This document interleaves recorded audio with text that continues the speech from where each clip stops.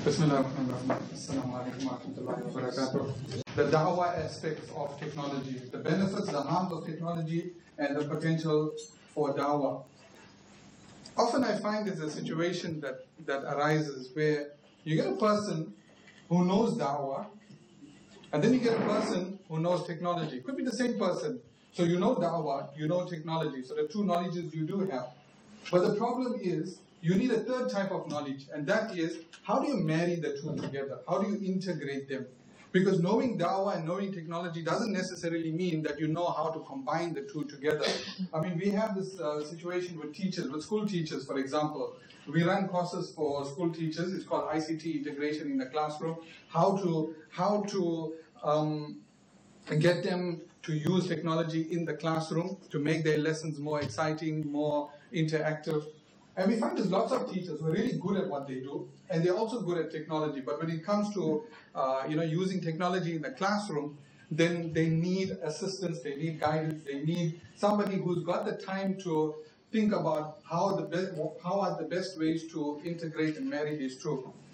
I'm going to start off today with a case study. Today is mostly, you'll see there's quite a few case studies that I'm going to do, but I'm going to start off with a case study.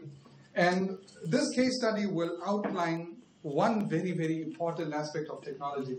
The technology can work both ways. It can work for you, and it can work against you. If you don't do it right, this technology can really go haywire and work really, really against you. And the problem is, with us Muslims, unlike with other faiths and other people from other religions, when we do something right, nobody sees. And when we do something wrong, if a Muslim does something wrong, then it's a Muslim that did it. Not a man did it, or a person from South Africa did it, or a person from Durban did it. It's a Muslim that did it. You know how it is in the media. Now, we are always associated with our religion, unlike a Christian or unlike a Hindu. That could be a good thing or a bad thing. That could be, also just like technology, it could work both ways. So I'm going to start off this morning by explaining to you this, how technology can be used for good and bad, how technology can be to our advantage or to our disadvantage. And also, I want to underline something very, very important. On Monday, Advocate Vahid explained to you public speaking. He described public speaking. Now, I'm going to show you how technology is similar to public speaking, and it's also very different from public speaking. There are similarities, but it's also very, very different. So this slide is entitled Works Both Ways, and it's intended to show you how to use technology responsibly. Okay, first case study. What you got in front of you is a tweet by this lady by the name of Justine Sacco. It's self-explanatory, right? You can understand what's happening here.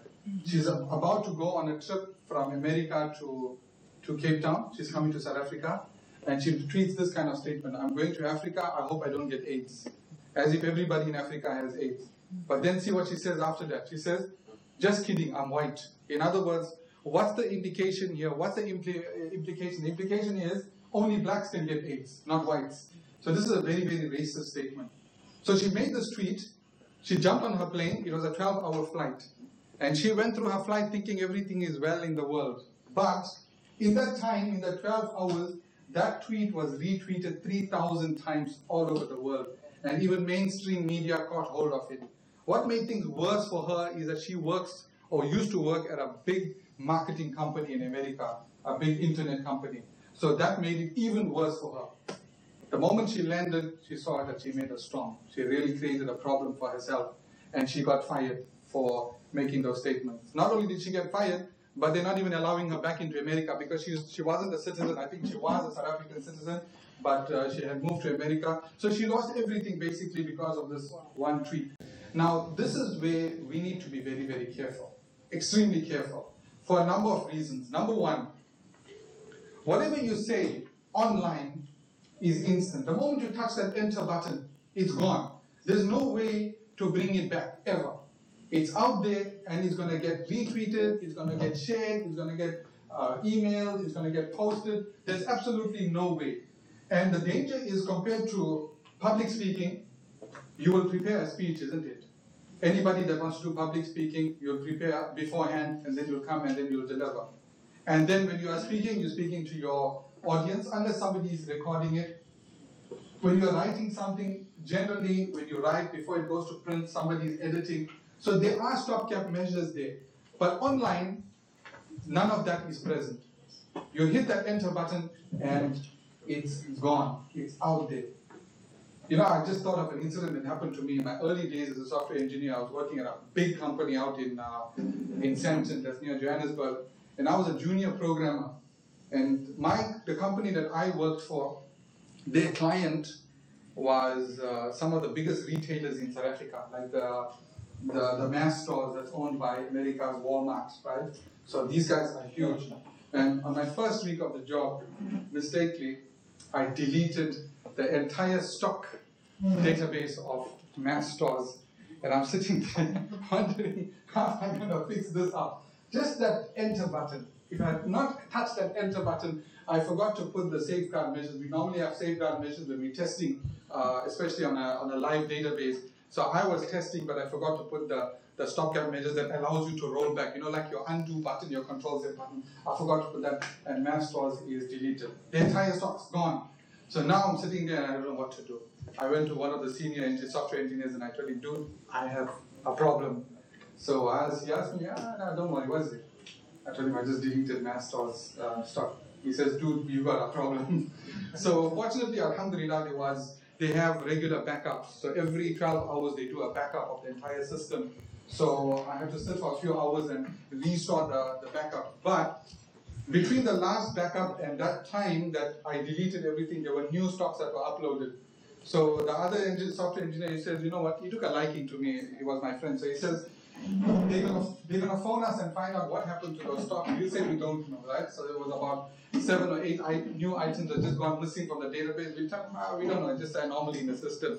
But they had no way of knowing that everything was deleted and reinstalled. Now, that's the danger of technology. Anything you do can happen on a large scale. When you do good, it can happen on a large scale. When you do something wrong, something silly, it can also happen on a large scale. So whatever we say goes out there instantly. Second, whatever you say is immediately available across the globe. There's no, unless you've got a very private profile, you know, on Facebook or Twitter, you can set your things to private that only certain people can access it. But generally, the default of this technology is that it's public, it's out there. So immediately, whatever you're saying is available to everybody, everywhere. Your words are permanent.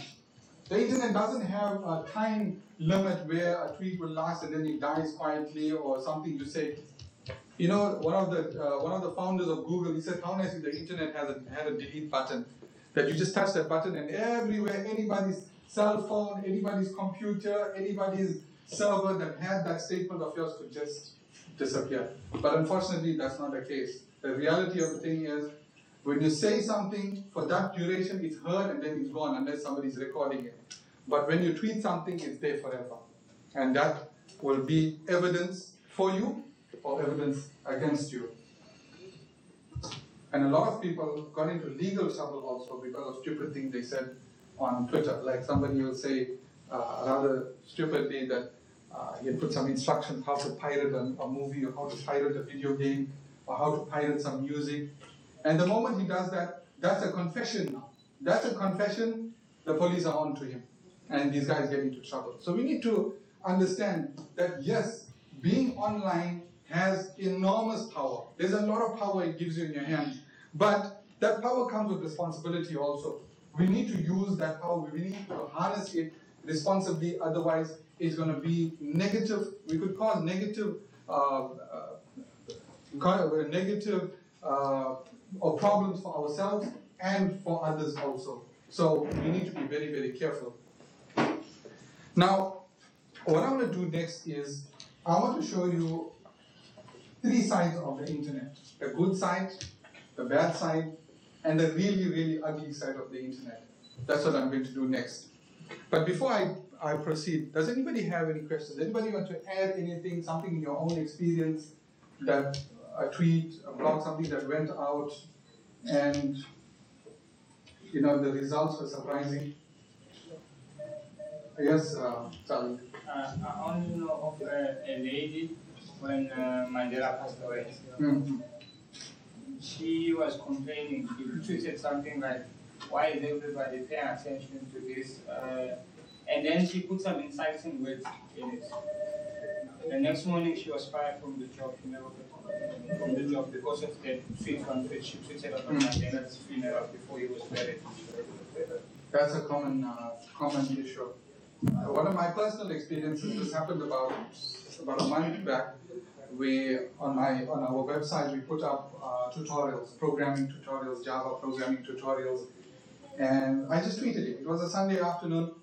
I tweeted it. I says Java tutorials. I hashtagged it Java, and I put it out there. Not 2 hours later, I got an email from one of the product managers at Oracle, based in America. Oracle is only one of the biggest software companies in the world. And he says, I saw your tutorial, I think it's awesome. How can we help you? So I was like, okay, nice, alhamdulillah. Take me to Oracle and give me a good job there and pay me big dollars or something. But I'm just joking. But that's the fact.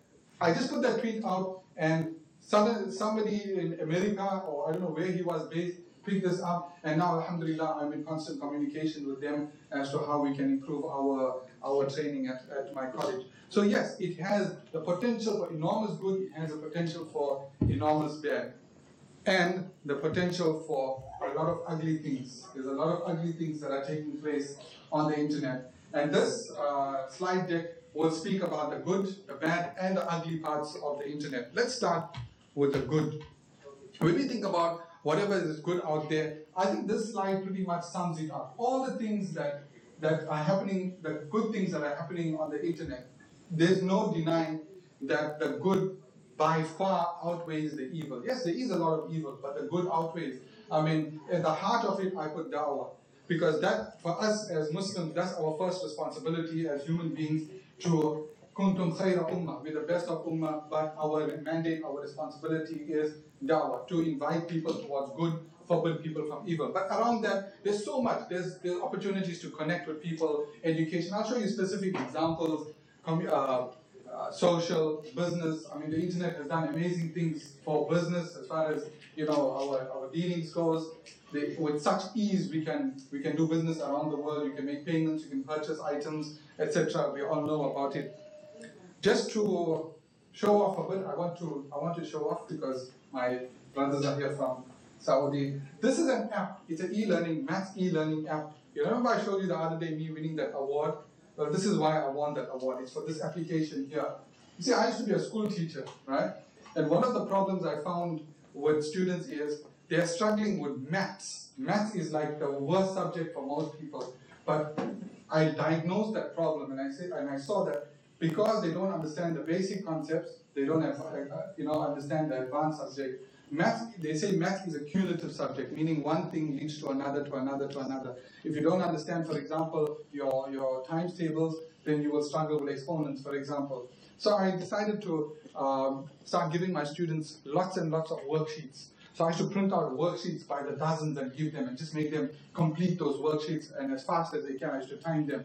After a while, I saw this is getting, number one, expensive because I'm doing a lot of printing, and number two, it's just time consuming because every time I have to make new worksheets. So then I decided, hey, let's make a system that generates the worksheets automatically. So what it does is, it does this. It gives them worksheets. All right, this is a very simple, very basic worksheet. But the system generates that worksheet, and it times them. You can see it says on the top that time elapsed. So a child is doing the worksheet, and that the system is timing her as she's, or him as they are doing this. And when the worksheet is complete, I says, why not make the system mark it also? So then the system marks the work also, and it gives the child a report that you got so many right and so many wrong, and then it shows, just like a teacher would tick and cross wherever, and the parent would be able to come and see that this is what my child did. So every activity that the child does is recorded on that system. So if the parent says, son, go and do 20 worksheets and come back. So the son comes back after 1 hour and says, I did 20 worksheets. So the parent can go back in the system and verify how many worksheets were done, what was the results, how quickly it was done, what was the ultimate score. So alhamdulillah, I put this out there. It's a free application. and it got noticed, and we won. And it was really a big thing. The thing that I'm trying to do now is to take it from grade 4 right through to grade 9 level, inshallah, and get some assistance as far as doing that. Another site that I find very inspiring. Who knows Khan Academy now? Everybody. Good. This is amazing stuff, right? And yeah, and what's the best part is there's a Muslim youngster that's doing this, and he's benefiting millions of people throughout the world. For those that are not familiar with Khan Academy, this is the guy in the video on the right side is Salman Khan, right? American guy. He's got some degree in, I think, in accounting. And so what he decided to do, his niece was having trouble on the other side of the United States with some school subjects. So he started making YouTube videos for her, just to tutor her, just to show her how to do well in her subject. And then the idea caught on, and he started making dozens of videos upon videos. I think by now they have like 2,000 to 3,000 videos that are out there on the internet. And he got noticed. The guy on the left, the picture is not too clear. That's Bill Gates, Mr. Microsoft himself. So Bill Gates noticed this, and he gave him a huge grant. And now, alhamdulillah, they're doing great work throughout the world. This is being translated. My sons are homeschooling. They use Khan Academy also. So that's another benefit of the internet. I mean, there's so much you can learn. If you want to learn languages, like myself and my son, we started learning spoken Arabic. I can understand when I'm reading the Quran, but when you speak, I can't understand, right? Because of the dialects, the different dialects. So I wanted to learn Arabic. We went onto our website called busu.com, and we started learning Arabic. And now we converse with Arab people from different parts of the world, and we can chat with them and speak to them in Arabic. Some of them want to learn English, so we teach them English. They teach us Arabic. How nice. The website? Busu, B-U-S-U-U. So is Salman Khan a Muslim? He's a Muslim. There was an interesting interview I saw about him. They have to bring that up. That so you're Muslim. Sort of in a sly way trying to tell him that how can a Muslim do something so good like this? And he put it nicely. He put it very, very nicely, because they don't believe that Muslims are capable of anything good.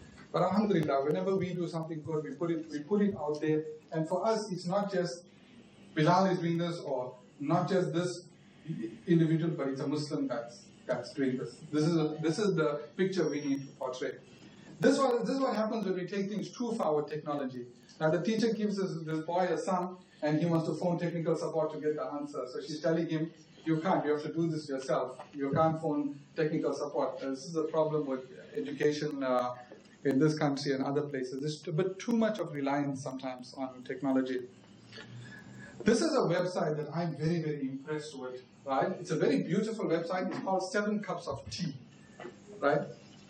Now, this is a site where anybody that's having any problem, any issue, that just needs somebody to speak to can go. So you go onto the site, you register, and you state what is the nature of your issue, and you ask to speak to a listener. That's all. Just to speak to somebody, just to know there's a human being on the other side that you can relate your problems to. They say a problem shared is a problem lessened, right? Sometimes something is on our chest, we just say it, we just want to say it to somebody. It could be a wife, it could be a brother, it could be a friend. But sometimes it's so personal, we need to say it to somebody that we don't know, so they can go onto this website. This is something, yes. Can I be a listener? You can be a listener. You can actually register to be a listener on this site. So when you go to the site, you'll see there's 2 links. Register to speak to somebody, or register to be a listener. Now, this is something that's been, a vision of mine from a long time. To have this kind of site that's run entirely by Muslims. Entirely. So the advice that we give when people come, and we know it. I mean, in our country, there's such a huge problem. In South African schools, we got teenage pregnancies, schoolgirls getting pregnant. They're getting into all sorts of habits. There's drug habits. There's social issues. There's marital issues. And people don't have somebody to speak to. Suicide rate is very, very high. Now, I decided, that time it was about 2 or 3 years ago, how nice if we as Muslims, we come up with a site similar to this. And these guys beat us. Where we can go, where we can dispense, we can give advice but with a slight dawah in it also. So we're giving advice, realistic advice. We got social workers in the background that are doing this, doing the listening and doing the advice, but it must have an element, a silver lining of da'wah there. So we give advice from hadith, we give advice from Quran, and you'll be amazed how many people will come to something like that. I mean, if you look at the statistics in the UK, for example, there's so many British women that are accepting Islam. Why are they accepting Islam? Because they found in Islam, they found comfort, they found peace, happiness. Protection. They found protection, and we need to take this message. I mean, Islam's got all the teachings, it's got all the answers. We need to take it to people and say, here it is. But sometimes it's nice to do it in a more discreet way, rather than in a more direct way. All in all, when you're looking at the internet, it's really, really good for communicating with people all over the world, people we don't even know about. And I want to give you a case study now. This is one of the most inspirational stories I've ever heard that, about the internet. This young man on the picture on the screen, his name is Robert De Niro, American youngster. Now, he was diagnosed at a very young age with a genetic disorder that later in life, around about in his late teens, it left him paralyzed from the neck downwards. That means he couldn't do anything from his neck downwards. All of his limbs were just paralyzed. The only thing he had control of was his face, his mouth, his eyes, he could hear. So his family put him into a care home, and that's where he lived for quite a few years. He's still living. And here's the best part. One day his one friend that was in the care home died and left him a cross, a crucifix, which they put on his bed. And this guy, being in the bed so long, being in seclusion, he was asking for guidance. He was asking God, in double quotes, for guidance. And one night he had a dream. And the dream was very little.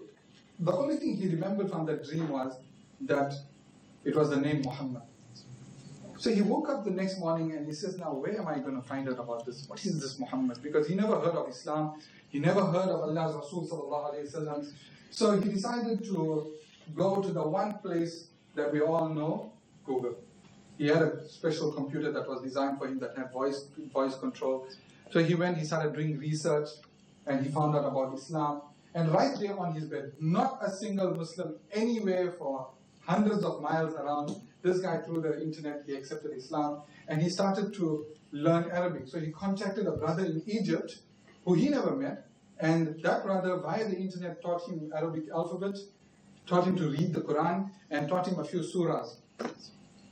So one day, this brother, Robert, was in his room reciting Surah Al-Asr.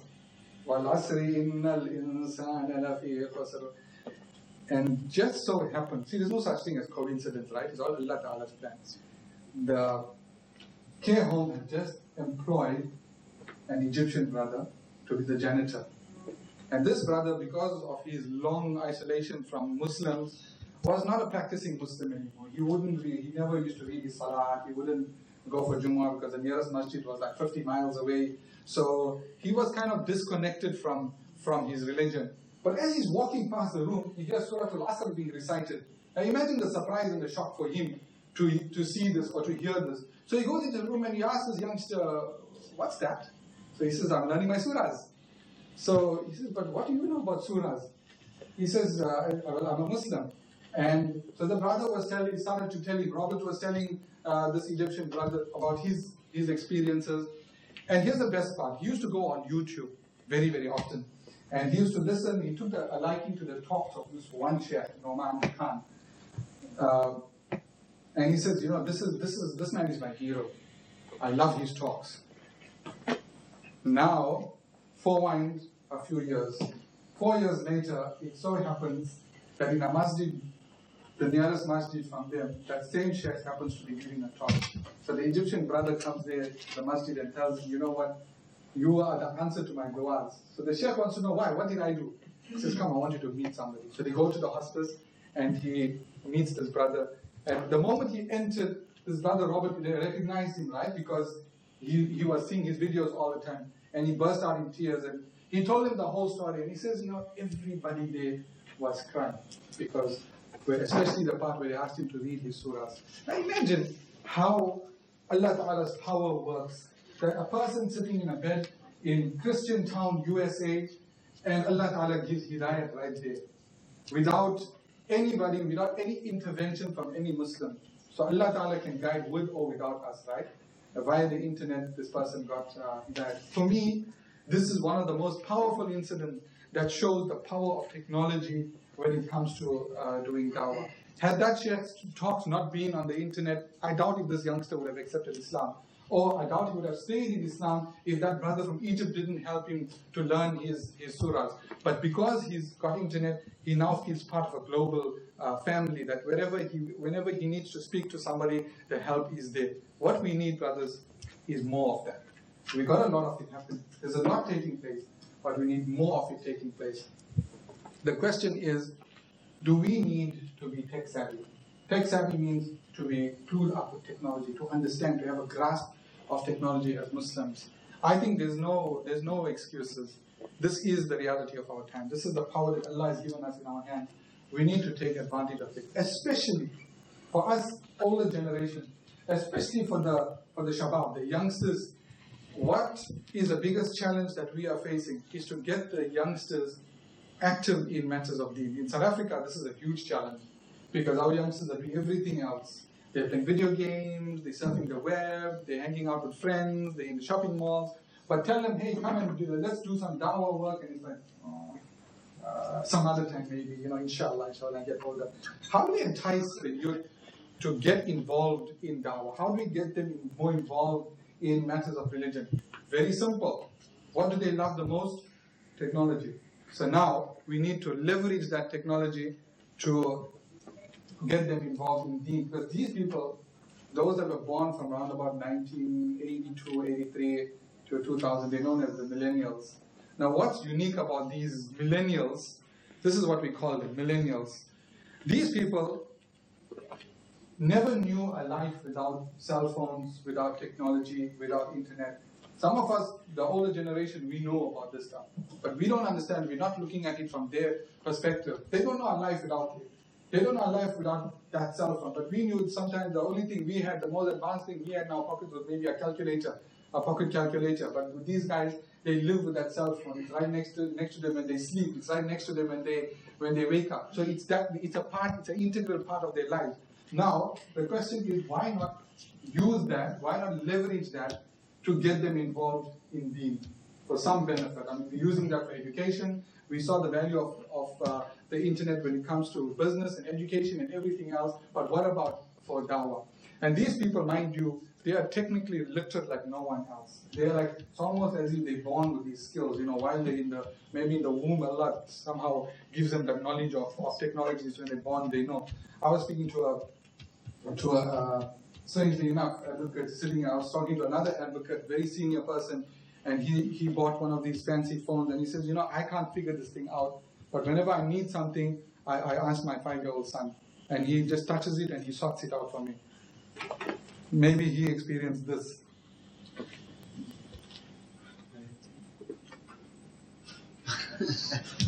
The father is asking the little child for advice on how to sort his computer, on how to put parental controls.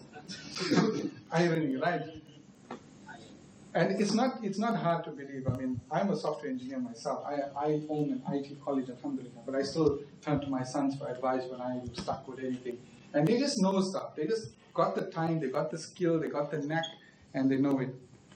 Any questions before we move to the next segment? Anybody wants to